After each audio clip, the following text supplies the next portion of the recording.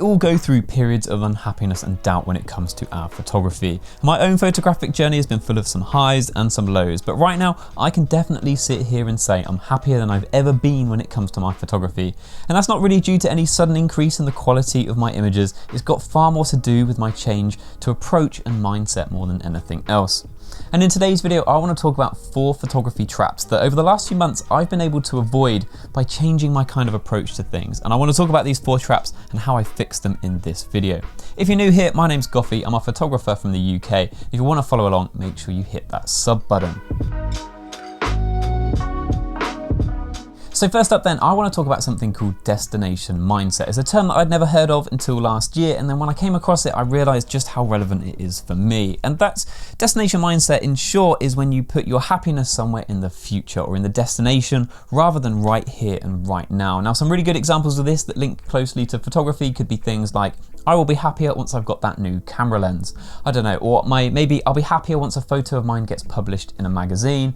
Or for me personally, one of the ones that's kind of crippled me in the past is I really want to hit 50k subs. And I've kind of told myself for some reason that unless I hit 50k subs, I've not made it. At 50k though, then you can be happy. And you can kind of see the problem there, and having a target of 50k subs isn't necessarily a bad thing on its own, and from the outside it can seem pretty harmless, but the way that's kind of made me feel in the past has been pretty harmful, and I think there's 2 main reasons for that. First of all is the fact that this is a target that is a very long way into the future. It's so far in the future that I'm kind of saying to myself, don't celebrate 10k, don't celebrate 25, only celebrate 50. And for me personally, I suspect that's probably 2 or 3 years away. The other part of this as well that's a problem is the fact that I'm not really in control of when I'm going to hit 50k. Now you might argue I am to some extent, but there is a large part that is a little bit of luck and a little bit to do with how the YouTube algorithm just decides to treat me. So that's kind of the 2 problems. It's really far away and it's not entirely within my control. So how do you fix this then? Now for me, the thing that I've focused in on is what is the backbone task that gets me to 50k subs? Now for me, in my example, it's just make YouTube videos. It's just consistently make videos. And if you're somebody that wants to get published in a magazine, maybe it is just continue to enter competitions or, I don't know, schedule a photo walk every week. You've got to try and find that like backbone task and make that your goal. So for me personally, my only real aspiration when it comes to YouTube is to make a video a week. And as cliche as all this might sound, what it has done is it's made me stop thinking about the destination and focus on the journey. I now enjoy the journey because I kind of reward myself, give myself a bit of kind of a metaphoric pat on the back every time I make a video, and therefore I just feel better and happier about my photography because I just know I'm progressing in the right direction and I'm kind of giving myself that little tick off every single week. Next up then, let's talk about upward social comparisons because this is something that I think plagues quite a lot of us. Now, it's really easy with social media to find somebody doing something similar to yourself that's having far more success. It could be on something like Instagram, or maybe it's an images in a gallery somewhere. It doesn't have to be online, but I think it's super easy these days to compare yourself to someone else. And I'm sure we've all sat there before and thought to ourselves, I wish I was them.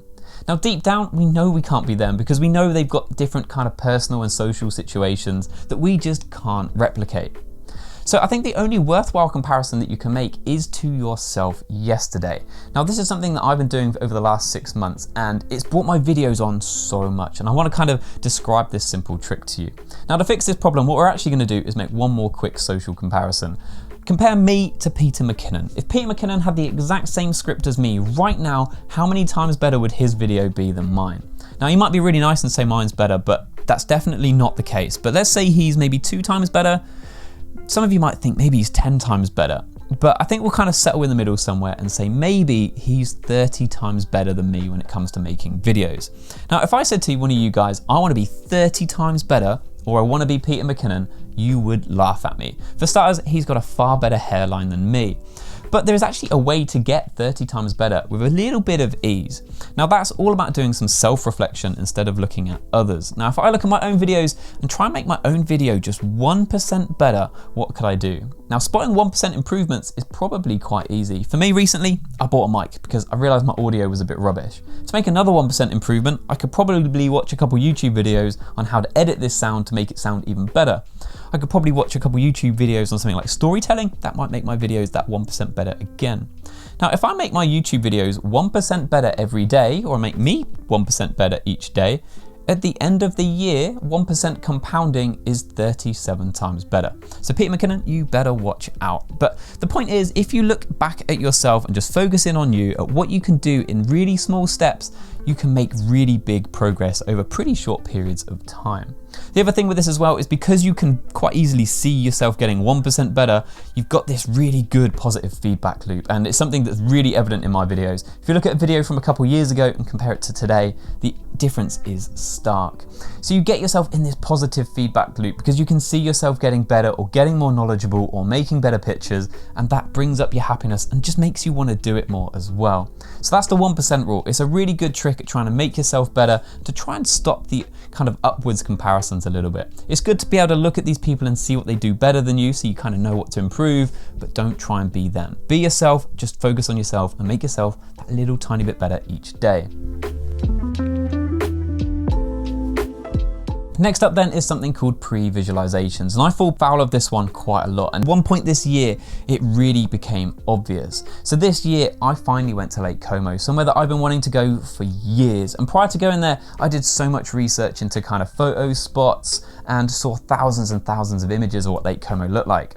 Now, I had this kind of pre-visualization of the kind of images I was going to get.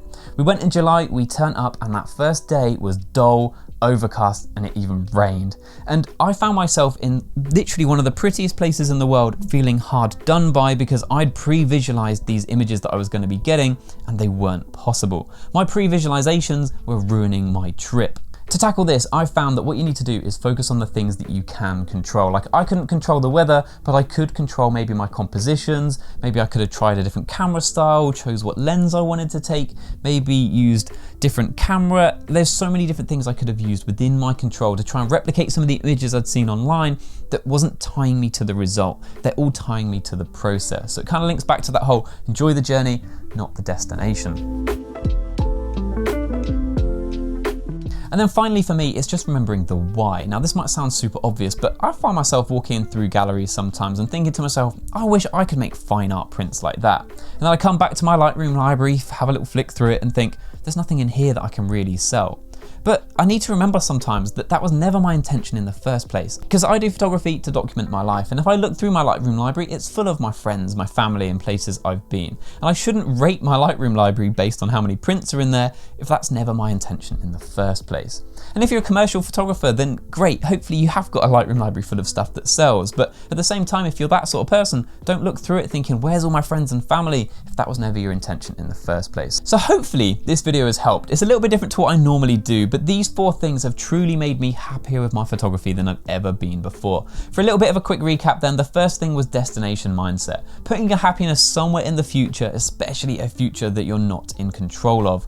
The second thing we then spoke about was upward social comparisons. It's good to be able to kind of look at other people, see what they're doing better than you so you can improve yourself, but at the end of the day, you can't be them. The only person that you can truly compare yourself to is yourself yesterday, and small 1% improvements on yourself over a long period of time really add up. We then spoke about pre-visualizations, where you kind of imagine a future that you may never have. You're tying yourself to the result and not the journey. My example was Lake Como. I imagined all these beautiful sunset photos. I got there, it was dull and overcast, and I felt hard done by. Shouldn't have been the case, but it definitely was. And then finally, it was just remembering the why. Why do you do photography? And measure yourself based on that. If you're somebody like me that wants to document their life, don't then look through your Lightroom library wondering where all your prints are and feeling hard done by, because that's never what you set out to do in the first place. Hopefully this video has helped, and if it has, please do not forget to like and subscribe. Thank you guys for watching, and I hope to see you in the next one. Cheers.